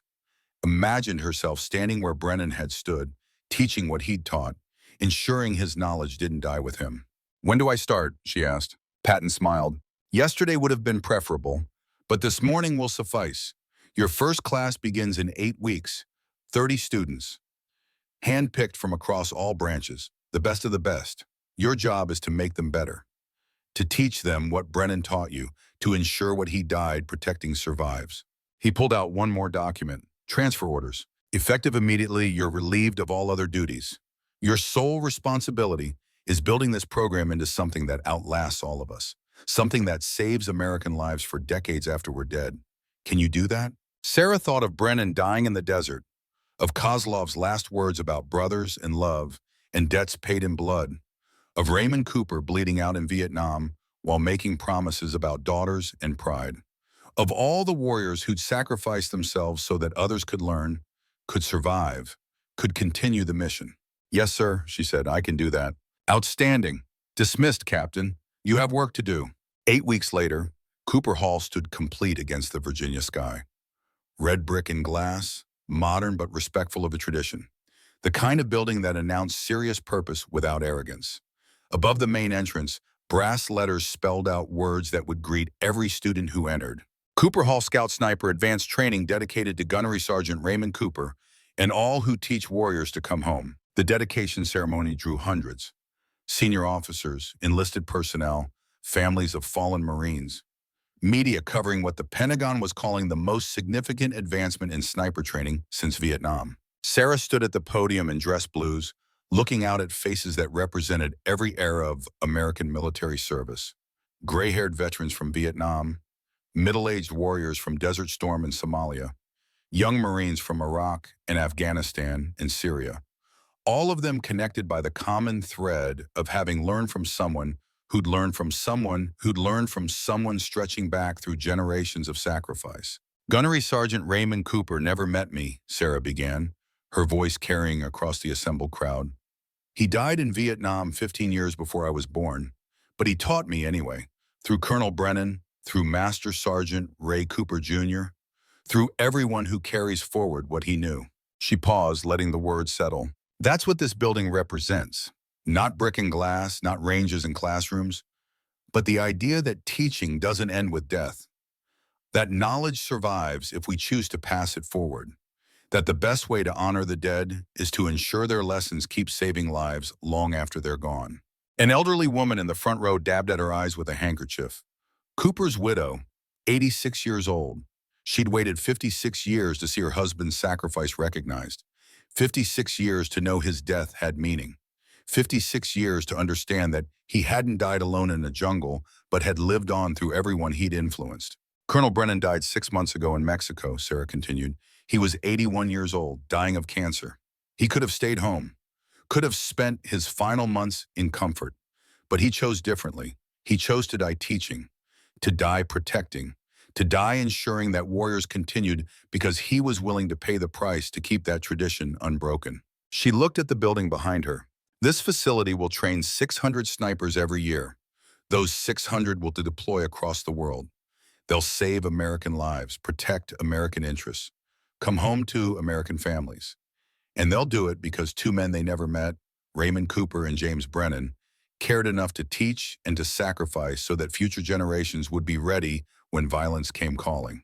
Sarah stepped back from the podium. Let's make sure their sacrifice means something. The applause that followed was respectful, measured, the kind that came from people who understood the weight of what they were witnessing. This wasn't celebration, this was acknowledgement, recognition, the formal acceptance of responsibility that came with legacy. After the ceremony, as crowds dispersed, a young woman in Marine dress uniform approached Sarah. Mid-20s, dark hair, eyes that carried the kind of determination forged in grief. Captain Mitchell, ma'am, Corporal Jessica Park, I was with you at Sentinel. My sister Jennifer was killed by Kozlov 3 months before you arrived. Sarah remembered. The first kill. Lance Corporal Jennifer Park, 22 years old, shot through the chest during a routine patrol. I remember your sister, Sarah said. She died protecting other Marines. That matters. I want to apply to your program, Jessica said without preamble. I know it's irregular. I know I was already at Sentinel, but I've qualified as a designated marksman. I can shoot, and I need this, ma'am. Need to learn from the person who killed the man who murdered my sister. Need to become good enough that no one else loses family the way I did. Sarah studied the young woman, saw herself 5 years ago, saw the hunger that came from loss, saw the dangerous edge that separated those who fought for country from those who fought for revenge. Corporal, this program isn't about revenge. It's about protecting people. If you're here for the wrong reasons, you'll fail. Fail yourself, fail your classmates, fail your sister's memory. Jessica met her eyes without flinching. Ma'am, my sister died because we weren't prepared for the threat, because our training wasn't good enough, because someone didn't take the time to make us better. I'm not here for revenge. I'm here to make sure other sisters don't lose their siblings because we weren't ready. That's what Jennifer would want. That's what I owe her. Sarah saw truth in the words, saw purpose beyond anger. Report Monday at 0600, first day of class. Don't be late. Jessica saluted, perfect and precise. Thank you, ma'am. I won't let you down. Don't let yourself down, Corporal. That's all that matters. Monday morning at 0600, 30 students assembled in Cooper Hall's main classroom. Marines, Army Rangers, Navy SEALs, Air Force Special Operations. All of them already qualified snipers. All of them already combat veterans. All of them believing they were good enough until they walked into a room where good enough meant the difference between their teammates living or dying. Sarah stood at the front beside a disassembled rifle laid out with surgical precision. Each component labeled, each function explained. The tools of the trade displayed like artifacts in a museum dedicated to violence's craft. Welcome to Cooper Hall, she began. Some of you know me by reputation. Some of you served with me. Some of you heard stories that are probably exaggerated. None of that matters. What matters is that for the next 12 weeks, I own you. Your time, your effort, your willingness to be broken down and rebuilt into something better than you are today. She lifted the rifle's bolt assembly. This course will not make you better shooters. If you weren't already exceptional, you wouldn't be here. This course will make you better thinkers, better decision makers, better warriors who understand when to shoot and when to wait and when to walk away, because some targets aren't worth the cost of taking them. First Lieutenant Jake Morrison sat in the front row, no longer the eager Princeton graduate, but something harder, forged in the fire of watching Brennan die and Kozlov fall. 24 years old. 6 months of experience that aged him beyond his years. He'd requested assignment to Sarah's first class, had argued his case with the kind of determination that suggested he'd learned something important in the Mexican desert. Master Sergeant Ray Cooper stood at the back in instructor's uniform. He'd been assigned as Sarah's senior assistant, would help run the ranges, mentor students, carry forward what his father had started in Vietnam and Brennan had continued through decades of service. Staff Sergeant Marcus Duvall occupied a desk near the window, his gang tattoos now accompanied by scars from Mexico. He turned down a stateside assignment to remain at Quantico, said he wasn't finished teaching, said his brother's death in Afghanistan needed to mean something beyond grief. And Corporal Jessica Park sat in the second row, notebook open, pen ready, eyes focused with the intensity of someone who understood that attention paid now meant lives saved later. Over the next 3 months, Sarah continued, you will learn advanced techniques developed through 50 years of combat experience. You will study cases where snipers succeeded and failed. You will understand the psychology of long-range engagement.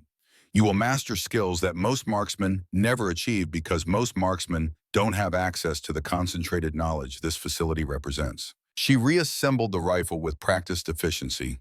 But more importantly, you will learn the cost of what we do. Every student who graduates this course will write one essay. Not about tactics or technique, about the first person you killed, how it felt, how it changed you, how you live with it. Because if you can't articulate the weight of taking a life, you have no business taking more lives. The room went silent. This wasn't what they'd expected, wasn't the tactical instruction or technical training they'd anticipated. This was harder. This was looking inward at the parts most warriors preferred to ignore. Gunnery Sergeant Cooper died in Vietnam teaching people how to survive, Sarah said quietly. Colonel Brennan died in Mexico teaching people how to think. I will teach you how to live with what survival and thinking require. And if you can't handle that, there's the door. No shame in leaving, only shame in staying for the wrong reasons. No one moved. Outstanding, let's begin. Week 6 of training brought what students believed was a routine deployment. Transport to FOB Sentinel for realistic field exercises. Practice in the same desert terrain where Sarah had hunted Kozlov. Exposure to the heat and wind and distances that defined Southwest warfare. They flew in on military transport, unloaded gear at the familiar base that Sarah hadn't seen since Brennan's death, set up in barracks that still carried echoes of conversations and decisions that had changed everything. Major Schaefer met them at the operations center, looking older than 6 months should have aged him. Command did that, the weight of making decisions that got people killed or kept them alive, the responsibility of being the one whose orders mattered. Captain Mitchell, he said, saluting. Welcome back. Your students are in for a realistic experience.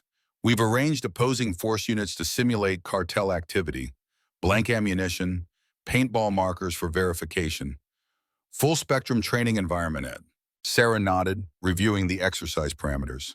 Students would establish observation posts, practice target identification, execute simulated engagements, all under controlled conditions designed to stress test their skills without actual danger. Except something in Schaefer's eyes suggested the situation wasn't as simple as the briefing indicated. Major, are we expecting any actual threats during this exercise? Schaefer hesitated. Just a fraction of a second. Just long enough for Sarah to know the answer before he spoke. Intelligence indicates possible cartel reconnaissance in the area. Remnants of Kozlov's network. Probably nothing. But we're maintaining heightened security as precaution. Probably nothing in military speak meant definitely something, but we can't confirm it yet.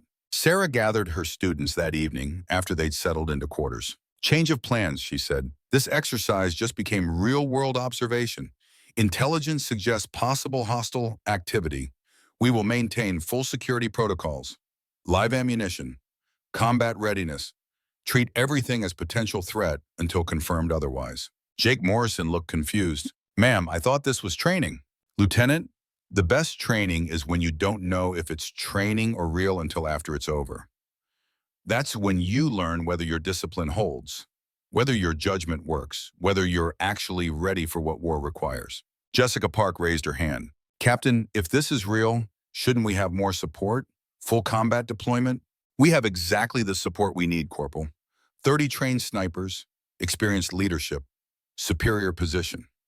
That's more than most units get when violence finds them, so we work with what we have and we do the job we're trained for. She distributed assignments, observation posts at 3 locations, overlapping fields of fire, communication protocols, rules of engagement that specified when to shoot and when to report and when to wait for authorization.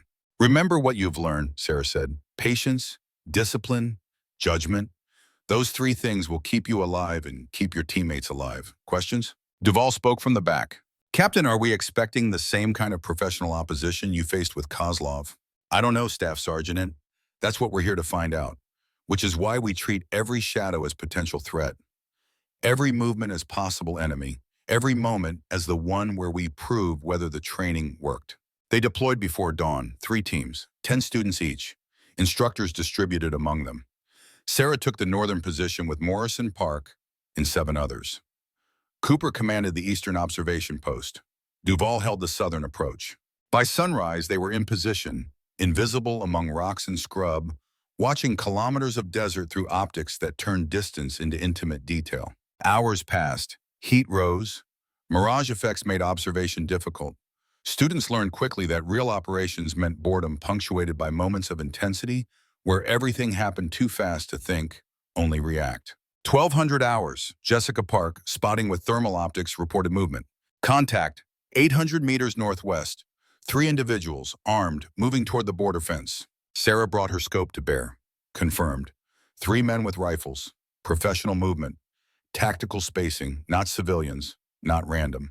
Threat. All positions, we have confirmed hostile activity, she transmitted. Northern team will observe and report. Do not engage without authorization. Repeat, observe only at this time. The 3 men reached the fence. One produced tools, started cutting through chain link. The other 2 provided security, scanning with the alertness of people who expected opposition. They're infiltrating, Morrison said quietly. Should we stop them? Not yet, Sarah replied. We need to know their objective, where they're going, what they're planning. Information is more valuable than bodies at this stage. The infiltrators finished cutting, moved through the fence, headed inland toward a position that would give them elevation advantage over the base. Sarah realized with cold certainty what she was watching. Counter-sniper operation. Exactly like Kozlov had taught them. Exactly like the attacks that had killed 3 Marines before Sarah arrived. The students were no longer in training. They were in combat. All positions, Sarah transmitted, voice calm despite adrenaline starting to surge. We have 3 hostiles conducting what appears to be sniper infiltration. Probable target is FOB Sentinel personnel. Authorization granted to engage if they achieve firing position. Northern team will track and neutralize if they present imminent threat to base personnel. She turned to her students. This is real. Those men down there intend to kill Americans. You will do exactly as trained. You will follow my commands. You will not panic. You will not rush. You will execute perfectly or people die. Understood? 10 voices acknowledged. Some steady, some showing stress, all of them focused. The infiltrators reached their intended position, 900 meters from the base. Perfect range for the kind of kills Sarah had seen in the after-action reports. Perfect position to dominate the motor pool where Marines gathered for convoy operations. One of the hostiles began assembling a rifle, long barrel, bipod, scope, sniper weapon. Sarah made her decision. Park, you have eyes on target 1. Assembling the rifle. Morrison, you're spotting. Call wind and range. Everyone else maintain observation on approaches. If there are more hostiles, I need to know immediately. Jessica's hands were steady as she settled behind her rifle. No trembling, no hesitation. Just the smooth mechanical precision of someone who trained until training became instinct. Wind 4 miles per hour west to east, Morrison called. Range 920 meters. Temperature 104 degrees, barometric 29.8. Target is stationary, Sarah added. He doesn't know we're here. First shot ends this. Second shot probably never happens because his friends will scatter. So make the first shot count, Corporal. Everything you've learned, everything we've practiced, right now. Jessica's breathing slowed. Body relaxed into the familiar geometry of bone and steel and focus. Her world contracted to the scope picture. To the reticle floating on a human being who had made choices that led him here. To this moment. To the crosshairs held by a woman whose sister he had probably never met, but whose legacy demanded this reckoning. Send it when ready, Sarah said quietly. Jessica fired. Through Sarah's scope, she saw the impact, saw the hostile drop, saw his two companions react with confusion and fear before diving for cover. Good hit, Sarah confirmed. Target 1 down, target 2 and 3 relocating to cover. Maintain observation. The two surviving infiltrators made their mistake. Instead of retreating, they tried to locate the source of the shot that had killed their partner. Rose from cover to scan with binoculars. I have target 2, one of Sarah's other students called. Staff Sergeant Marcus Webb, Army Ranger, 3 deployments, steady as they came. Take him, Sarah authorized. Webb fired, second hostile down. The third infiltrator broke, started running back toward the border fence. Full sprint. No longer tactical, just survival instinct overriding training. Target 3 fleeing, Morrison reported. Do we pursue? Negative, Sarah said. Let him go. He's no longer a threat, and he'll report back that American snipers are active and effective. That's a message worth delivering. The engagement was over. Start to finish, 4 minutes. 2 hostiles killed. 1 fled, 0 friendly casualties. Textbook perfect execution of counter-sniper operations. Except Jessica Park was staring at her rifle with hands that now trembled, with eyes that showed the beginning of understanding what she'd done, what it meant, what it cost. Sarah moved to kneel beside her. Corporal, look at me. Jessica turned, and Sarah saw herself 5 years ago. Same expression, same realization that shooting targets was different from shooting people, no matter how justified, how necessary, how professional. You just saved American lives, Sarah said quietly. That man down there was positioning to kill Marines. You stopped him. You did your job. You did it perfectly. I killed someone, Jessica whispered. Yes, you did. And it will stay with you, the image, the moment, the knowledge. That's the cost of what we do. That's the weight Colonel Brennan talked about. That's the burden Gunnery Sergeant Cooper carried until he died. But listen to me, Corporal. Listen carefully. Sarah gripped Jessica's shoulder. You can carry that weight. You can live with it. Because it was necessary. Because it protected people. Because it honored your sister by ensuring no one else lost their sibling the way you did. The weight doesn't go away, but it becomes bearable when you understand why you're carrying it. Jessica nodded slowly, not fully processing, not yet, but beginning to understand. Ma'am, does it get easier? No, Sarah said honestly, but you get stronger, strong enough to carry it without breaking. That's what we teach here, not just how to shoot, but how to live with shooting. The after-action report went through proper channels. Command reviewed, confirmed the engagement was justified. Authorized medals for Jessica Park and Marcus Webb. Classified the entire incident because acknowledging American military operations on foreign soil created diplomatic complications. But the students knew they'd been tested for real, knew they'd passed, knew that training and reality had merged in a way that proved everything Sarah had been teaching.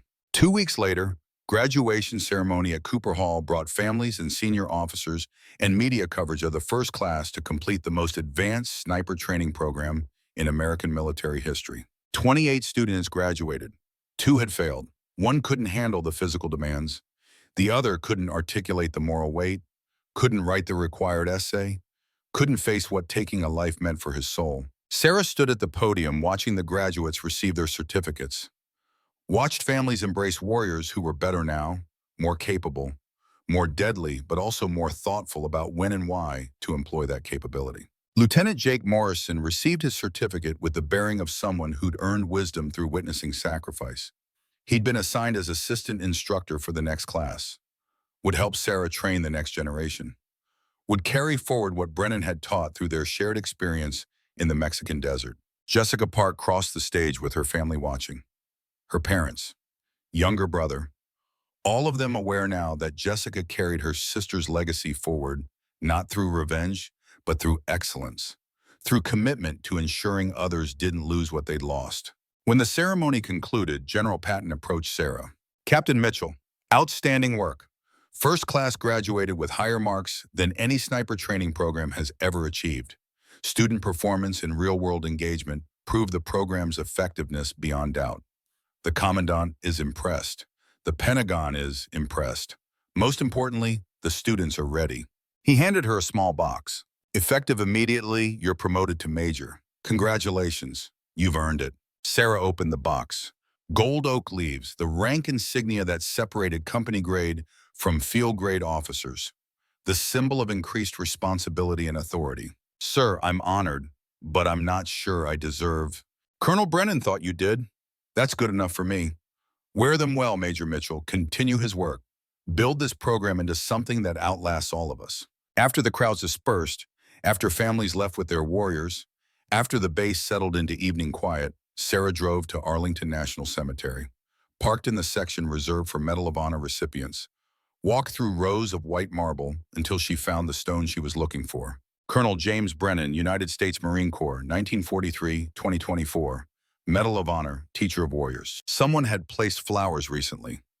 She wondered who. Former students, probably.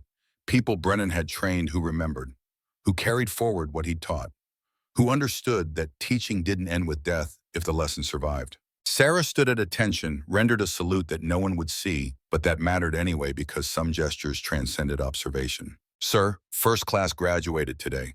28 warriors better than when they started, ready to protect Americans, ready to come home alive, ready to teach others when their time comes. Wind moved through the trees, rain clouds gathered overhead. I'm trying to honor what you taught me, trying to build something lasting, trying to ensure your death meant something beyond headlines and medals. Some days I'm not sure I'm good enough. Some days I doubt whether I understood your lessons correctly. Some days I wonder if I should have died in that desert instead of you. She paused, gathering words. But then I see students who graduate ready, who deploy prepared, who survive because someone took time to teach them right. And I understand. I understand that you didn't die for me. You died through me, your knowledge, your experience, your wisdom passing forward to people you'll never meet but who live because you cared enough to teach. Rain began falling, soft at first, then harder. Thank you, Colonel Brennan, for everything. She saluted again, then turned to leave. A voice stopped her. Excuse me, ma'am, are you Major Mitchell? Sarah turned. Young man in marine dress blues, early 20s, dark hair, nervous energy barely contained. I am. Can I help you? Ma'am, my name is Private First Class Tommy Park. Jessica Park is my aunt. Jennifer Park was my mother. She died 3 years ago at FOB Sentinel. Sarah felt time compress, felt connections snap into place across generations. Your mother was a good Marine, Private. She died protecting her unit. That matters. Yes, ma'am, my aunt told me. Told me about the training program, about what you teach, about how Jennifer's death led to changes that saved other people. He hesitated. Ma'am, I want to apply to Cooper Hall when I qualify, when I'm ready. I want to learn from the person who made sure my mother's death wasn't the end of the story. Sarah studied him, saw Jennifer Park's features, saw Jessica's determination, saw the next link stretching forward. How old are you, Private? 20, ma'am, just finished basic training, qualified as sharpshooter, top of my class in marksmanship fundamentals. Come see me in 2 years after you've deployed, after you've learned what war actually costs, after you understand why we teach what we teach. Then we'll talk about Cooper Hall. Tommy's face showed disappointment, but also understanding. Yes, ma'am, 2 years. I'll be ready. I believe you will be. Your mother would be proud of you, Private. Your aunt already is. Don't let them down. I won't, ma'am, I promise. He saluted, perfect and precise, then walked away through the rain toward whatever future waited for Marines who chose to serve, who chose to learn, who chose to ensure that what their families had started didn't end with them. Sarah watched him go, then looked back at Brennan's headstone. See, Colonel, it continues just like you said it would. 3 months later, on a cold January morning, Sarah stood alone on Quantico's 1,000-meter range. Sunrise painted the Virginia sky in colors that reminded her of fire and blood and beauty that existed despite violence, maybe because of it. She carried Brennan's rifle, the M40 he'd used in Vietnam, the weapon he'd left to her in his will along with instructions that she should fire it once a year on the anniversary of Raymond Cooper's death. To remember that legacy meant more than living, it meant passing forward what the dead had taught. Sarah assembled the rifle with movements that felt like prayer, like meditation, like conversation with ghosts who spoke through the weight of wood and steel and accumulated memory. At 1,000 meters, a target waited. Just paper and ink, just training, just practice. But also more than that, also connection to everyone who'd ever held this rifle, who trusted their lives to its precision, who'd used it to protect what they loved. She settled behind the weapon, found her natural point of aim, controlled her breathing until focus descended, thought of Brennan teaching her at Quantico, of Cooper dying in his arms, of Kozlov's last words about brothers and debts, of Jessica Park's first kill, of Tommy Park's promise, of all the students who'd graduate in the coming years carrying forward knowledge bought in blood. Fired. The round crossed 1,000 meters in just over a second, impacted dead center. Perfect shot, perfect execution, perfect proof that training survived teachers if the students cared enough to maintain what they'd learned. Sarah stood, cleared the rifle, began walking back toward Cooper Hall where 35 new students waited to begin training, where Cooper and Duvall and Morrison already prepared ranges and classrooms, where the next generation of warriors would learn not just to shoot, but to think, to judge, to carry the weight of what shooting meant. Behind her, the sun climbed higher, burning away morning mist, revealing the day that waited with all its challenges and opportunities and responsibilities that came with being the one who taught, who trained, who ensured that knowledge survived death. She thought of Brennan's final words, about choosing death, about making sacrifice mean something, about teaching until your last breath, because teaching was the highest form of service. She thought of Cooper's promise fulfilled across 56 years, about patience, about honor, about debts that could only be paid by living well and teaching others to live well in turn. She thought of Kozlov's photograph, of brothers who'd loved each other enough to die, of enemies who were also fathers, sons, teachers carrying their own burdens forward until those burdens intersected and one had to break. Most of all, she thought about the students waiting at Cooper Hall, about the lives they'd save, about the warriors they'd become, about the teachers they'd eventually be when their time came to pass forward what they'd learned written in scars and sacrifice and the accumulated wisdom of surviving when survival required killing. Sarah would make damn sure of it. Because that's what Marines did. That's what warriors did. That's what teachers did when they understood that legacy wasn't about being remembered, but about ensuring others remembered what mattered. Gunnery Sergeant Raymond Cooper had died in Vietnam teaching that lesson. Colonel James Brennan had died in Mexico reinforcing it. Major Sarah Mitchell would live teaching it until her final breath, and beyond through everyone she trained. Knowledge stretched backward through history and forward through time, unbroken, eternal, forged in blood but polished through dedication to the simple idea that teaching saved lives and teachers were the guardians of that salvation. She reached Cooper Hall as 0600 approached. 35 students stood at attention in the dawn light, ready, eager, not yet understanding the full cost of what they sought to learn. Sarah took her position at the front of the formation. "Welcome to Cooper Hall," she began, her voice carrying across the parade ground like promise and warning combined. "For the next 12 weeks, I will teach you to be better. Better shooters, better thinkers, better warriors who understand that the rifle is not the weapon. Your judgment is the weapon. The rifle is just a tool." She paused, letting the words settle. "This facility exists because men better than me died teaching people better than you. It continues because we choose to continue it, because we understand that the best way to honor the dead is to ensure their knowledge keeps saving lives long after they're gone." Sunrise broke full over the Virginia hills, painting everything in gold that looked like hope if you believed in such things, that looked like responsibility if you understood the weight of what hope required. "Let's get to work," Sarah said, and 35 voices answered in unison. Words that would become the unofficial motto of Cooper Hall, that would be repeated by thousands of students across decades of service, that would carry forward long after Sarah Mitchell joined Brennan and Cooper in whatever place warriors went when war was finally over. Semper Fidelis. The sun rose higher, training began, the mission continued, just as it always had, just as it always would. Because some knowledge was stronger than death, more enduring than time, more important than the lives that forged it. The knowledge of warriors teaching warriors. Knowledge that didn't break as long as someone cared enough to maintain it. Knowledge that stretched from past through present into future, connecting every Marine who'd ever lived by the simple truth that teaching mattered more than fighting, that wisdom outlasted courage, that the best warriors were the ones who came home and made more warriors. Sarah Mitchell understood that truth now.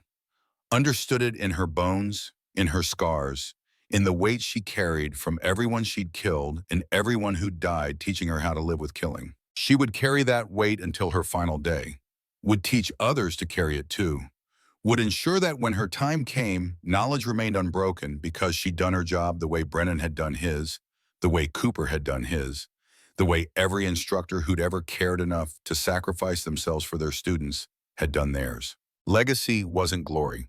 Legacy wasn't recognition.